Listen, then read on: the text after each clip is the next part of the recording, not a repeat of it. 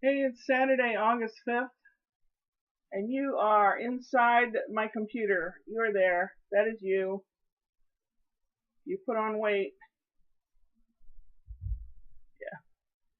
Remember the sandals that I was talking about where the bottoms blew out and the rubber disintegrated after 10 years?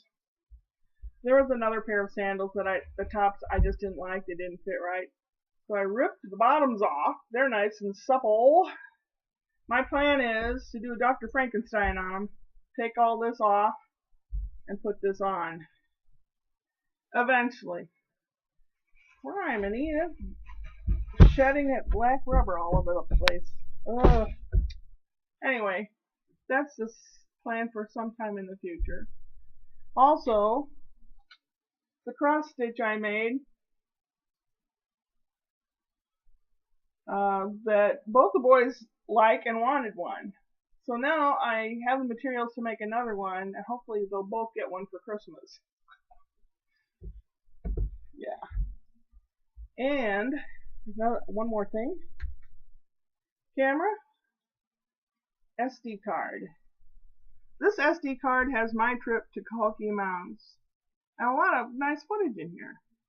And a lot of me huffing and puffing up 156 steps to the top of Monk's Mound. And maybe sometime I can figure out exactly what's going on with the computer here. I looked on YouTube. One fellow said you just open up your computer and control and manage this and that and do this and that. And I thought, well, that's fairly simple. He went around the issue through a different method of doing it. Didn't work.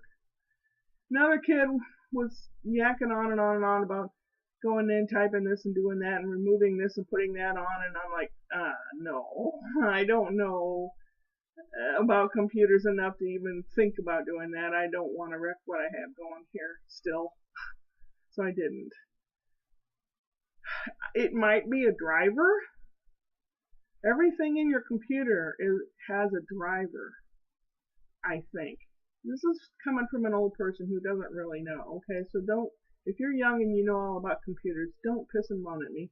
I'm just surmising that you've got your motherboard, which is like your heart, or your motherboard inside, and then you need a system like Vista or Windows 7 or whatever it is. It tells you, it's like the brain. You've got your heart and your brain. Then the other parts, like a CD drive or an SD drive or a USB port, they're extraneous things that make your computer itself. And sometimes something goes out on it. Like when I took it into Micro Center because the electric part where you attach the electric cord to the computer was broken, they said they had to order one. I don't think they did. I think they just used some universal one that they had laying around, and I had to buy a new cord and everything. And they charged me $160 for that. Plus, I was without a computer for about a week, and when I got it back, one of my 2 USB ports doesn't work now. So I'm not taking it back to them because I don't trust them. Sorry. I thought I could trust you, but I don't. That's a shame. Maybe it was a fluke. Maybe it was just me and they've never had a problem with anyone else. But hey. So today I was supposed to go to Italian meetup, Italian speaking, and I just was so bummed out with what's been going on the last few days that I just sat and cried. I cried all morning. I cried all afternoon. Wasn't hungry. Reached second level of depression.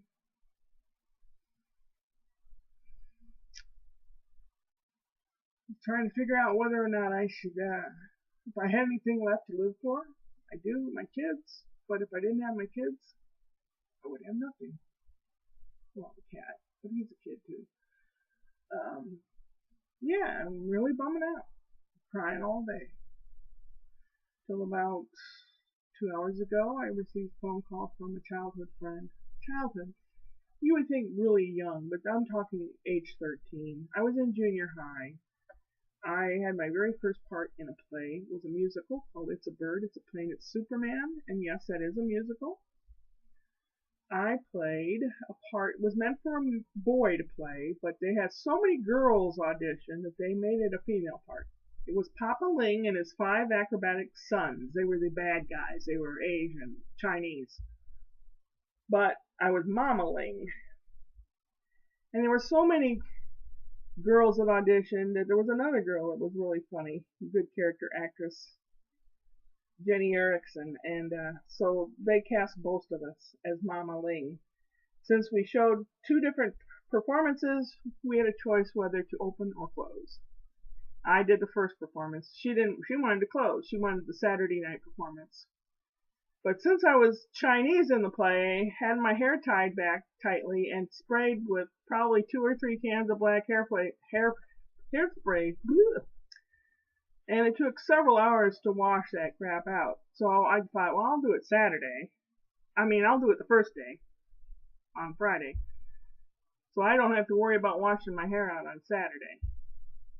And she wanted to do it Saturday, so it worked out fine. And we were building the scenery, the set. I was walking home from school, and this person's coming up behind me, wearing overalls. And I turn around, and it's Terry, female Terry.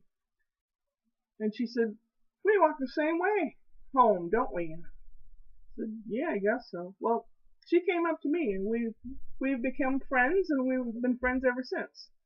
We're different type of people, but we like each other as friends, okay? We don't get to talk to each other as often as I would like, but that's a two-way street. I can call her too. But she called me, and she did bring me up out of my doldrums today, which was nice.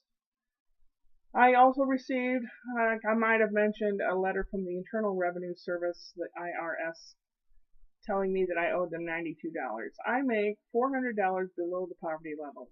That's how much money my income is per year. It's at least $400 below the poverty level. And then Medicare is taking out $134 a month. For what, I don't know. And the IRS say I owe them $92. Technically, I didn't make enough money to have to file taxes, but I did, because years ago, one year I didn't make enough to have to file taxes, so I didn't. And then a few years after that, the IRS said, "Hey, you didn't file taxes that year. We figure you owe us $800. And I thought, there's no way.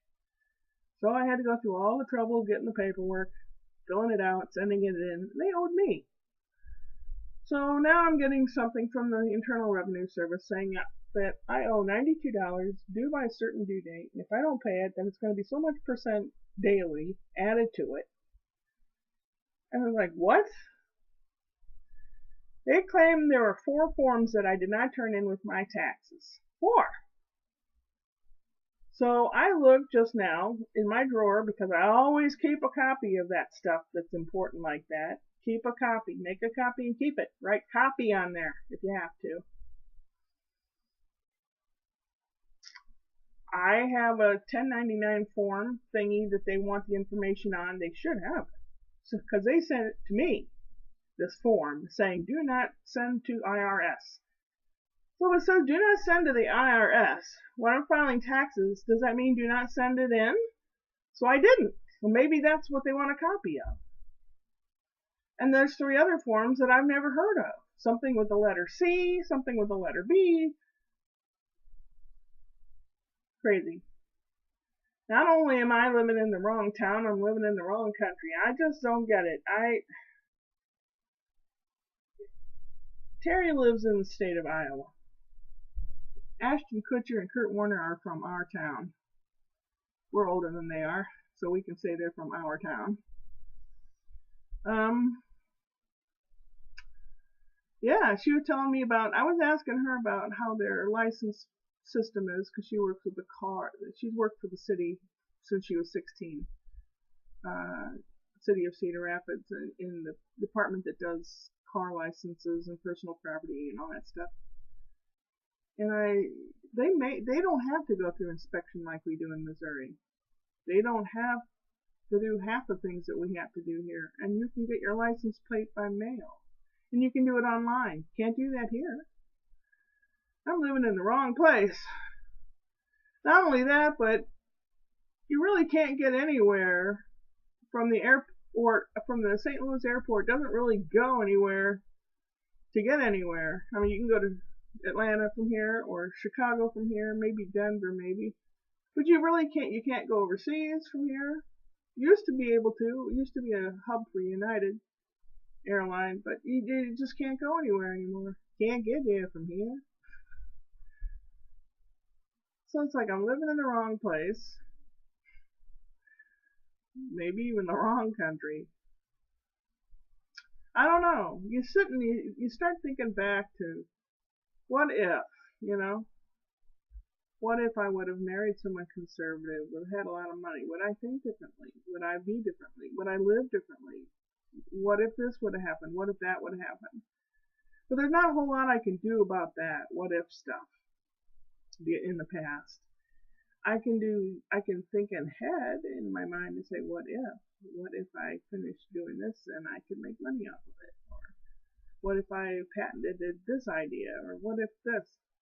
But then that's called pipe dreams, maybe, is it? I don't know. I'm sure I will cry a lot more in the days to come and in the evening to come. I don't know. 11 minutes. That is far too long for you. Anyone that's still here, if I had a big chocolate bar, I'd give you some. Probably a whole thing. That's how much I like you. Upward and onward.